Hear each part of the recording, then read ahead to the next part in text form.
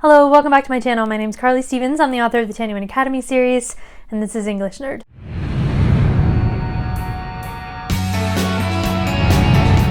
So today I wanted to talk about info dumping, kind of in an informal way. Yes, I'm going to give some suggestions about how to avoid info dumping when you're giving information in a story, but I figured I would try a slightly less structured format and just kind of talk about what info dumping is, why it matters that you change it, and just ways to troubleshoot, because we all info dump in some way at some point. The idea behind info dumping is that you're doing just that. You're dumping information to the reader.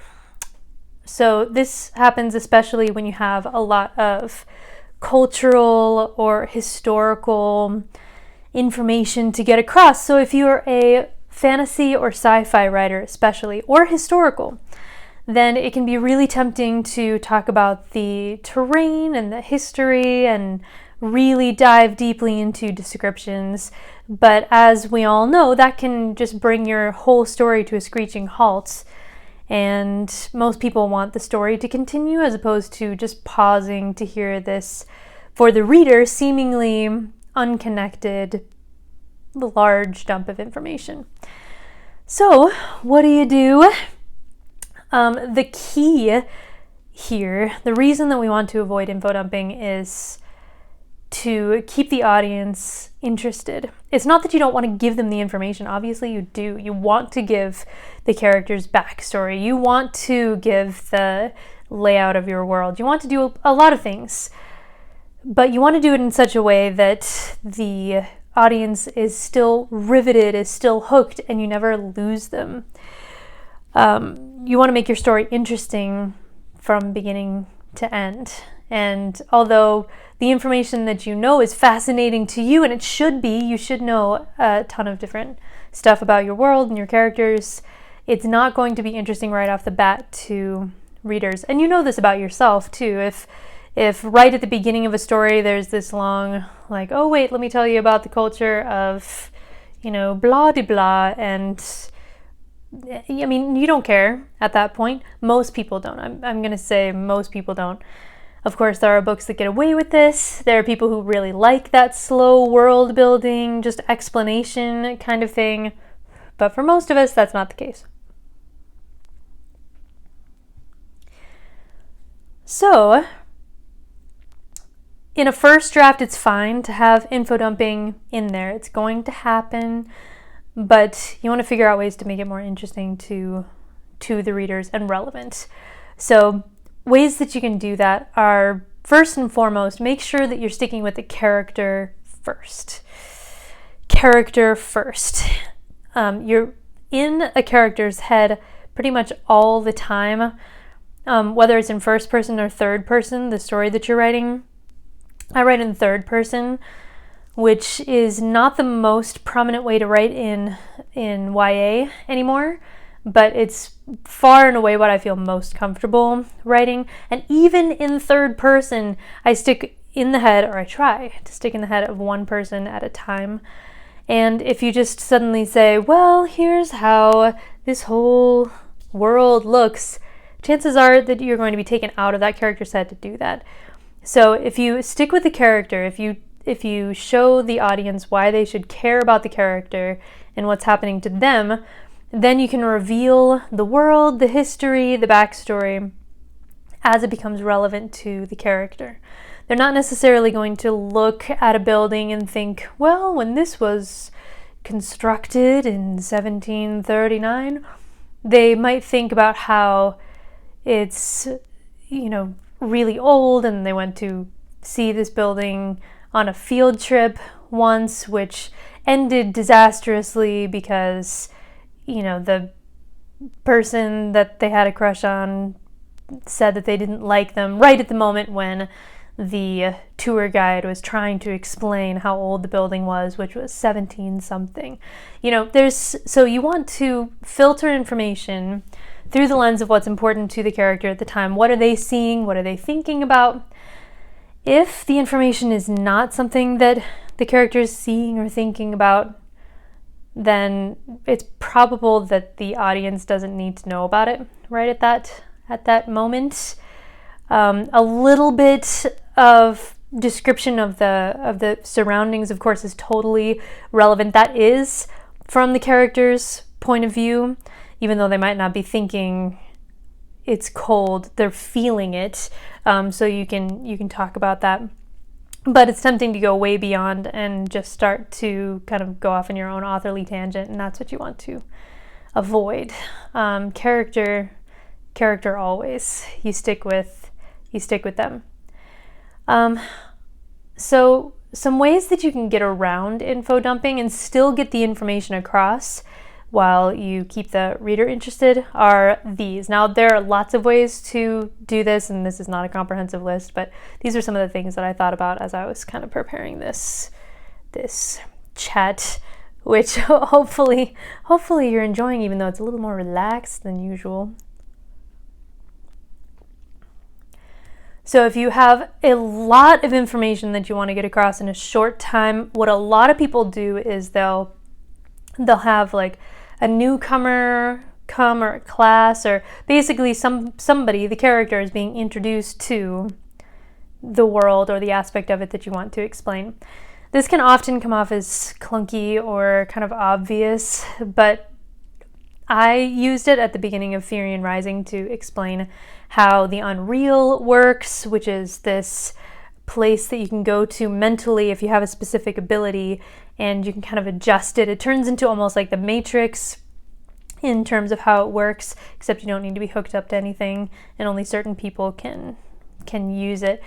And so it was just a natural fit, since my character got into the school and didn't know anything about how it all worked.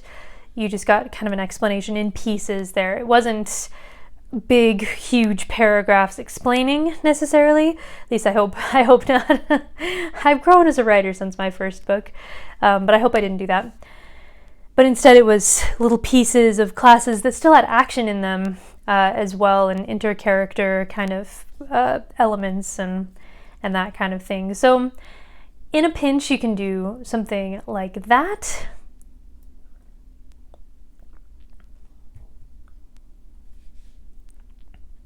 You can also have arguments. Again, if it's information that you feel like is important and is kind of a lot of information that needs to get across quickly in an engaging way, then you could have characters argue about something that they're passionate about. So if you have two characters who are passionate about politics, then they can have an argument that shows not only some of the recent political past, but also something about their characters at the same time. So you're not halting the story, you're showing conflict between characters that might escalate into something worse, but you're also getting a lot of information across in a way that will make readers kind of want to take a side or understand what they're fighting about, and isn't just pausing to say, well, the recent political climate was this, which not everybody's going to be all that interested in.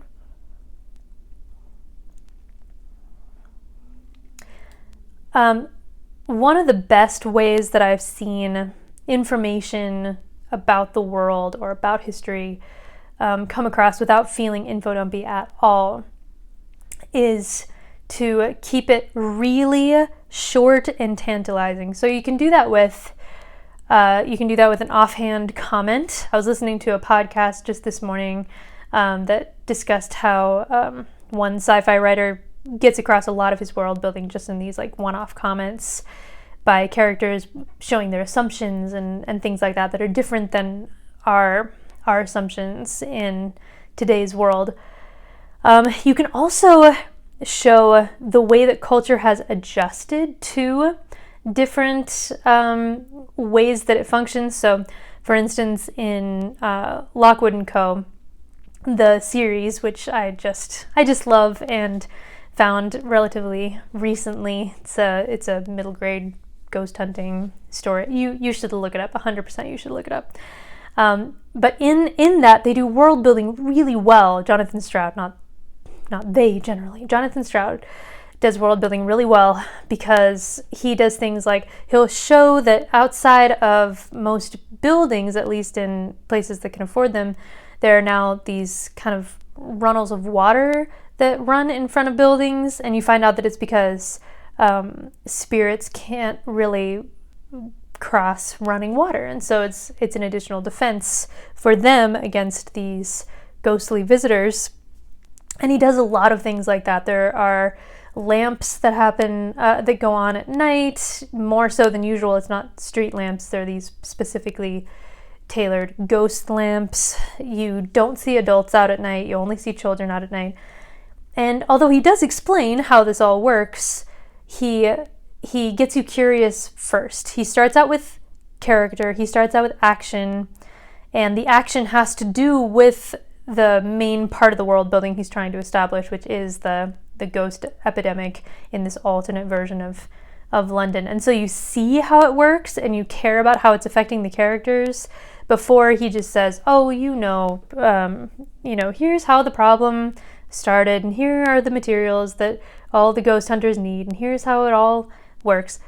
Because if you stop and do that, then people, it won't have the desired effect. The desired effect is that people understand early on how your world works, right? But you know, and I know, unless you have a reason to care, you're not going to remember anyway. And you'll only tune in once you have a reason to tune in. And so I think if you want to see a great example of how there's a lot of world building established in a very short amount of time, that first book, The Screaming Staircase, does a really nice job of doing that. He could have started the story early on, but in fact, he starts with a lot of action, some of the main characters, and then he goes back once he knows that he's got you.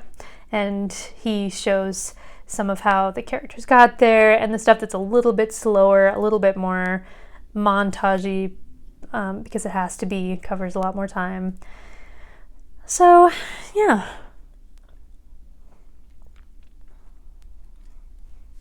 Think about shorthand ways that you can get across what has to be gotten across. And that's kind of a key that I struggle with. What does the reader really need to know? I'm so excited about my world and all the things that I've figured out about it that I seem to think that the reader needs to know everything, of course. But they don't need to know everything. They just need to know what's necessary for this story and for these characters. But yeah, you can do one-off comments. You can do ways that culture has kind of adjusted around different elements, and then readers can infer from there. You can have just signs that wouldn't really belong in today's world.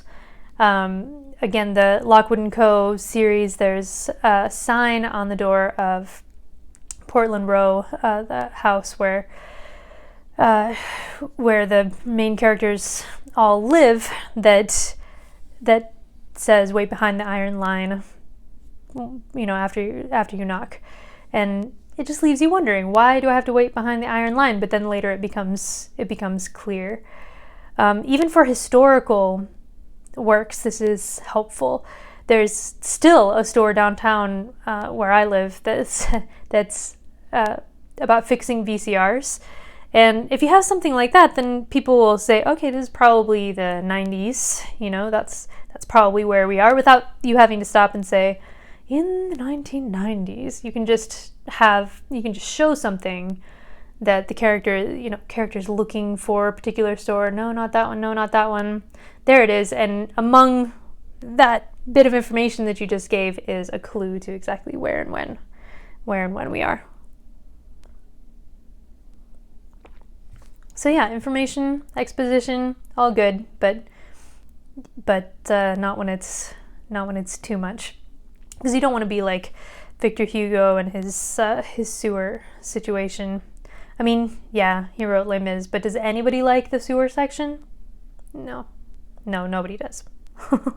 Somebody should have said, you know what, buddy, you're too excited about this random thing that has nothing to do with the story. You need to back up just a little bit, and maybe get on with it without so many long asides. So that is what I think about info dumping. Again, hopefully this was helpful. I'm sure you guys have a lot of other ideas about how to avoid info dumping and other thoughts on what I've talked about. If you do, then put those in the comments below. Don't forget to subscribe for more English nerdy goodness. I'm going to be getting back into percentage-wise more academic videos now that the school year is about to start up again. But I will still be talking about writing, and I have some exciting things in store very soon for you. So get those notifications. Don't forget. All right, until next Monday. Bye.